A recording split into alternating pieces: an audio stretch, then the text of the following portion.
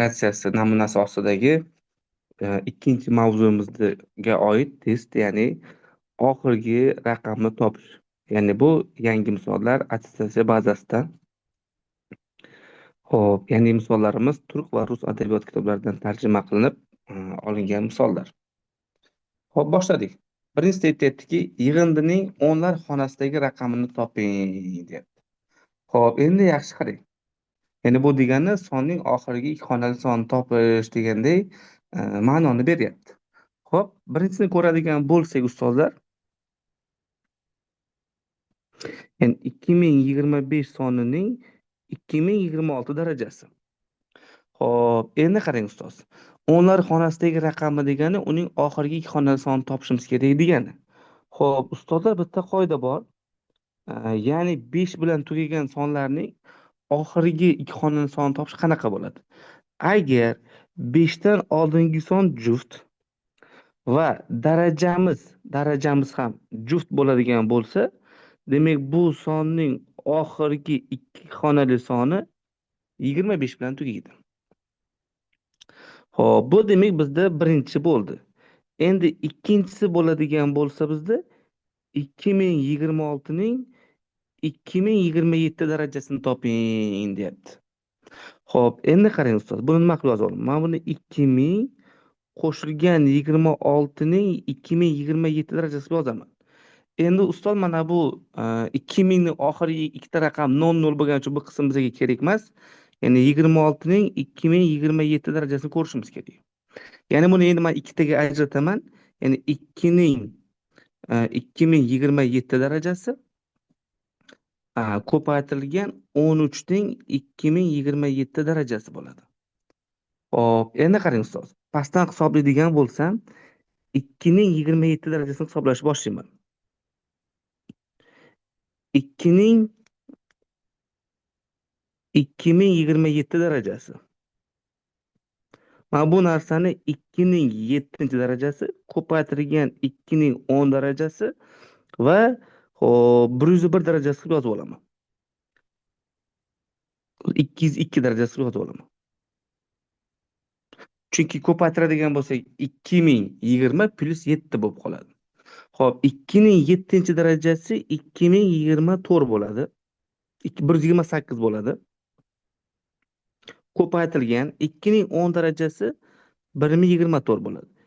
202 darajasi. Endi bitta qoida bor ustoz. 24 bilan tugagan sonning oxirgi ikkita raqamini topish qoidasi bor. Ya'ni 2024 mana 24 bilan tugayapti. Agar uning darajasi juft son bo'ladigan bo'lsa, demak, qarang, birinchi 128 ku. U degan 28 ko'paytirgan qanaqadir. Agar 24 bilan tugagan sonning juft darajali bo'ladigan bo'lsa, bu son bizda 76 bilan tugaydi. Ana endi nima qilamiz biz? Xo'p, 28 76 ga ko'paytiramiz. Demak, bizda bu son 20 yana 28 bilan tugar ekan. Xo'p, endigi ko'radiganimiz bo'lsa nima bo'ladi endi? Biz 13 ni 2027 darajasini ko'rishimiz kerak. Endi biz bu paytda nima qilamiz ustoz? Qarang, bu paytda biz 13 kubining 2024 darajasiga yozib olamiz. Nimaga bunaqa qilyapman desangiz, anaqa narsa bor. Ya'ni 3 ning 4 darajasi 1 bilan tugaydi-da. Masalan, hozir baramda yozib olamiz, qarang. Xo'p, 13 ning kubi ko'paytirilgan 13 ning 2024 darajasini 13 ning 4 darajasining 500 nimasi bo'ladi? 6 darajasi bo'lib qoladi. 506 darajasi bo'lib qoladi. Xo'p, ana endi qarang ustoz. Xo'p, 169 ni 169 ga ko'paytiradigan bo'lsam, 61 bilan tugar ekan. Xo'p, mana endi mana bunaqa narsa bo'lar ekan. 13 kubini ham ko'raylik. 169 ni 13 ga ko'paytiramiz. 97. Demak, 97 ko'paytirilgan 13 ni kubi 97 bilan tugar ekan. Xo'p, 13 ning 4 darajasi bo'lsa 61 bilan tugar ekan. 506 darajasi.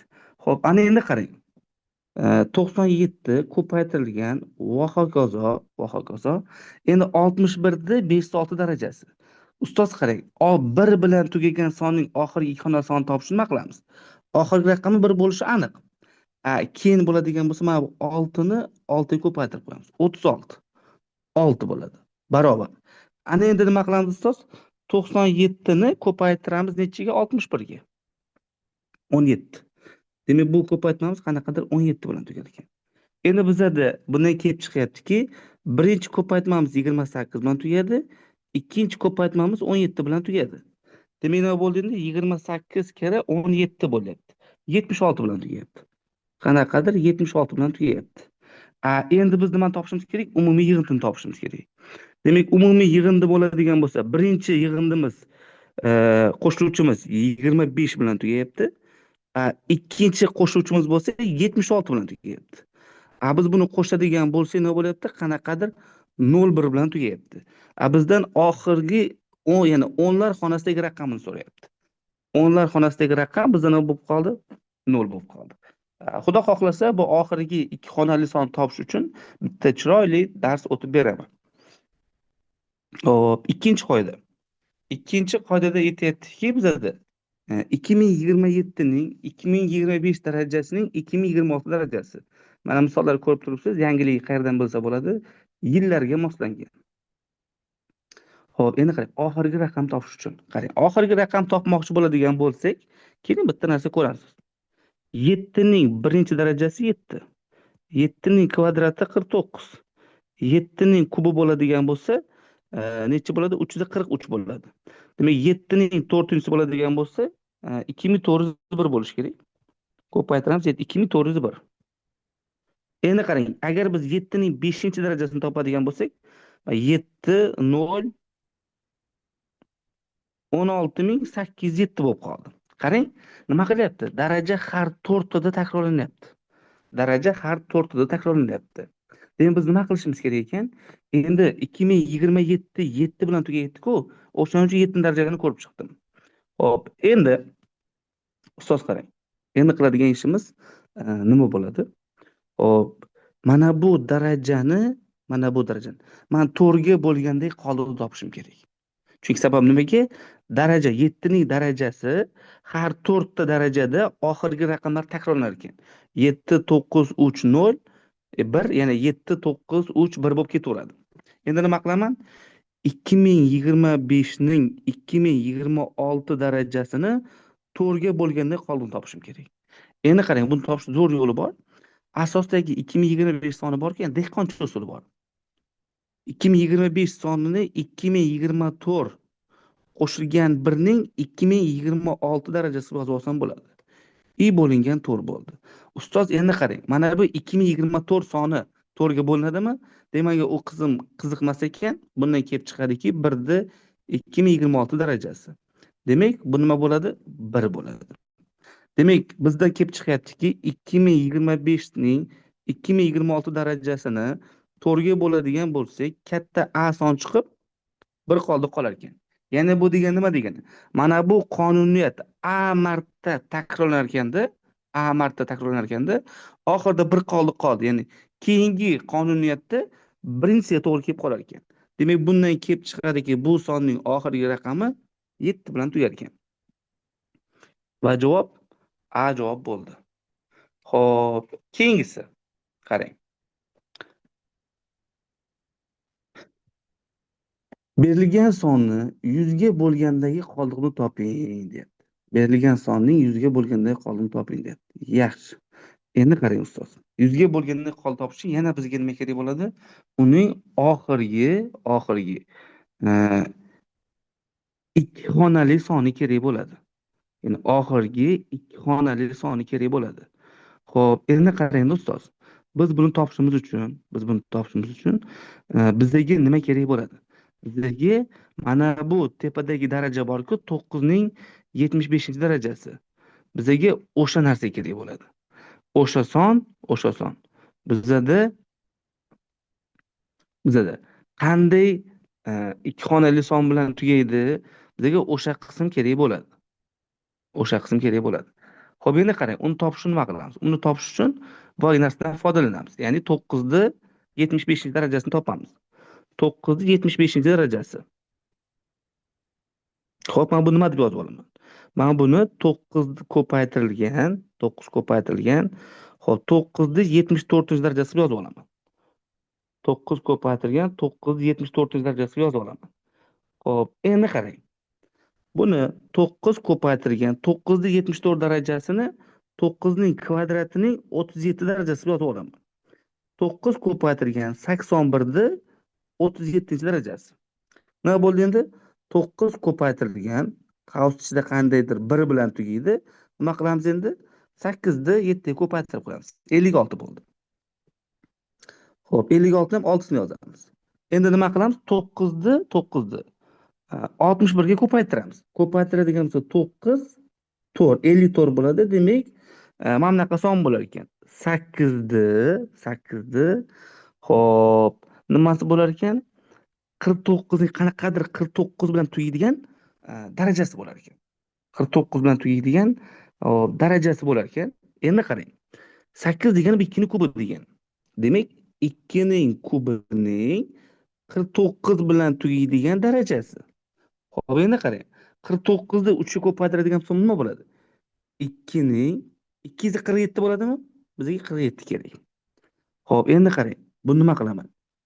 2 ning 7 darajasi ko'paytirilgan 2 ning 40 darajasi deb yozib olaman. Xo'p, endi qarang ustoz. Endi qarang. Xo'p, 2 ning 7-si 128 bo'ladi. Endi mana 2 ning 40 darajasini 2 ning 10 darajasining 4 darajasi deb yozib olaman. 2 ning 10 darajasini 4 darajasi deb yozib olaman. Sababi nimaga desa 24 ga to'g'rilayapmiz. Demak, 28 bilan tugayotgan son. Xo'p, endi bo'ladigan bo'lsa, nima bo'ldi? Mana bu 2 ning 13 darajasi 1 ming 24 ni 4 darajasi. Demak, 24. 24. 24 bo'ladigan bo'lsa, uning darajasi juftmi? Uning darajasi juft bo'ladigan bo'lsa, bu nima bilan tugaydi? Mana 76 bilan tugaydi. 28 kere nima bo'ldi? 76 bo'ldi. Demak, bundan kelib chiqadiki, bu ham 28 bilan tugar ekan. Demak, u mana bu 8 ni 9 darajasining 75 darajasi bu nima bo'lar ekan menda? Qandaydir 28 son bilan tugar ekan. Uni 100 ga bo'lgandek qoldig'i nima bo'ladi? 28 bo'ladi. Hop, 4-chi mana qarang. 4-chi 2021 ning 26 darajasi, 2022 ning 2026 darajasi, 2023 ni 26 darajasi, 2024 ni 26 darajasi va hokazo 2029 ni 26 darajasi. Aytdiki, yig'indining oxirgi raqamini toping dedi. Xo'p, endi qarang ustoz. Yig'indining oxirgi raqamini topishimiz kerak. Uning uchun nima qilamiz? Ustoz qarang-da. Tez-tez gapirib ketaveraman. 1 bilan tugagan har qanday sonning darajasi, har qanaqa darajasi nima bilan tugaydi? 1 bilan tugaydi. Endi qarang, 2 bilan tugagan sonning darajasi, ya'ni oxirgi raqami darajasi o'sha 2 bilan tugagan sonning darajasini takrorlayveradigan bo'lsak, har 4 ta darajada oxirgi raqam takrorlanaveradi. Har 4 ta darajada oxirgi raqam takrorlanadigan bo'lsa, nima qilaman endi?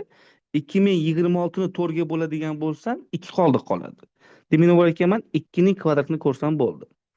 Keyin 3 bilan tugagan sonning ham 4 ta darajada oxirgi raqam takrorlanadi-da. 2026 ni 4 ga bo'ladigan bo'lsam, 2 qoldiq qoladi-da. 3 ning kvadrati bo'ladi. Hop, va hokazo qo'shilgan 4 bilan tugagan sonning har darajasi oxirgi raqami har ikkitada takrorlanadi. Har ikkitada takrorlanadi. 2026 ni 2 ga bo'ladigan bo'lsam qoldiq qolmaydi-da. Men nima qilishim kerak? Faqatgina 4 ning kvadratini ko'rsam bo'ldi. Qo'shilgan 5 bilan tugagan, bundan keyingi son 2025 ku. 5 bilan tugagan sonni har qanday darajasi 5 bilan tugaydi. 6 bilan tugagan sonni ham har qanaqa darajasi 6 bilan tugaydi. Xo'p, 7 bilan tugagan sonning darajasi har 4 ta takrorlanadi. Boya ko'rdik.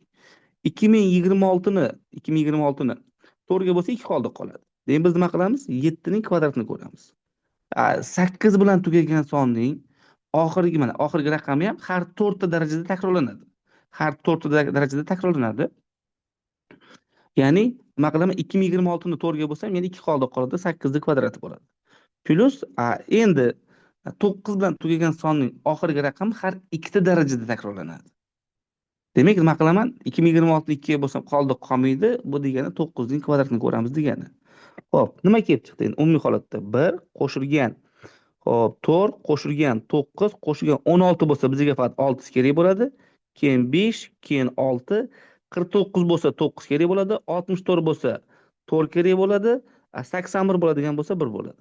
Agar buni qo'shib chiqadigan bo'lsak 45 bo'lib qoladi. Demak, bizda oxirgi raqam nima bo'lar ekan? 5 bilan tugar ekan. 5 bilan tugar ekan. Xo'p, endi 5-misolni ko'radigan bo'lsak, ustozlar, berilgan son necha xonali deb so'rabdi. Endi qarang ustoz. Necha xonali bo'ladigan bo'lsa, e'tibor beradigan bo'lsangiz, keling bu sonlarni biz maydalaymiz. Ya'ni darajalarga bo'lib chiqamiz. Yoki bo'lmasa, yana ham tushunarliroq bo'lish uchun tub ko'paytiruvchiga ajratib chiqamiz. Qarang, demak A sonimiz, xo'p, nima bo'ldi? 2 kere 3 ning kvadrati bo'ldi. 40 sonimiz bo'lsa 2 ning kubi kere 5 bo'ldi-da, 25 darajasi bo'ldi. 25 bo'ladigan bo'lsa, bu 5 ning kvadrati bo'ldi. Mana 5 ning kvadratini 23 darajasi bo'ldi. 2 kere 3 ning kvadrati, xo'p, 2 ning 75 darajasi ko'paytirgan 5 ni 25 darajasi ko'paytirgan 5 ni nimasi bo'lib qoldi endi? 2 kere 23 darajasi, 46 darajasi. Yana ham soddalashtiradigan bo'lsam, xo'p, mana bu 2 ni bu 2 ga ko'paytiraveraman. 9 ko'paytirilgan, xo'p, 2 ning 76 darajasi bo'ldi. 5 ta bo'ladigan bo'lsa, mana 5 ta 25 ta, 5 ta 46 ta. Demak, 71-darajasi bo'lib qoldimi? 71-darajasi bo'lib qoldi. Xo'p, endi qarang ustoz. Men buni to'g'rilayman. 9 ko'paytirilgan, mana bu 2 ning 76 darajasini 2 ning 5 darajasi ko'paytirilgan 2 ni 71 darajasi yozib olaman. Ko'paytirgan 5 ni 71 darajasi. Xo'p, 9 ko'paytirgan 2 ning 5 darajasi 32 bo'ldi. Ustoz qarang, mana bu ikkilasi nima beradi? 10 ni 71 darajasini beradi. Xo'p, endi qarang ustoz, agar siz hozirda 9 ni 32 ga ko'paytiradigan bo'lsangiz, u 288 chiqib qoladi. 288 10 darajasi 71 degan. Endi qarang. 288 ko'paytirilgan 10 ni 71 darajasi degani mana bu birdan keyin 71 ta 0 bor degan. Men 1 ni hozir 288 ga ko'paytirsam 288 bo'lyapti-da. Buni orqasida 71 ta 0 bor bo'lgan son bo'lyapti. 1, 2, 3 va yana 71. Bundan kelib chiqadiki 74 xonali son bo'lar ekan. Demak, javob nima bo'ldi bizda? A javobga to'g'ri keldi. Demak, bu bizda aynan attestatsiya spesifikatsiyasi asosidagi namunasidagi ikkinchi mavzu bo'yicha mini testimiz bo'ldi. Ya'ni siz uchun manfaatli bo'lgan bo'lsa xursand bo'laman. Xo'p, endi mana bu yerda oxirgi ikki xonali sonni topish degan, darajaning oxirgi ikki xonali sonni topish degan misolda, demak biz bu temani siz uchun alohida Xudo xohlasa chiroyli qilib bir kun video dars qilib, jonli dars qilib o'tib beramiz inshaalloh. Xo'p, manfaatli bo'lgan bo'lsa xursandman. Metod birlashma guruhlariga, maktabdagi ustozlarga, xo'p, tanish matematik ustozlarga, mayli abituriyentlarga bo'lsa ham farqi yo'q. Jo'natib qo'ying, ular ham nima bo'lsin, bizni manbalarimizdan foydalansin va o'z natijasiga erishsin. O'sha natijasiga erishish uchun biz sababchi bo'lsak, biz juda ham xursand bo'lamiz. Omon bo'linglar, Xudo xohlasa ertaga keyingi darsimizni testini tashlab qo'yamiz.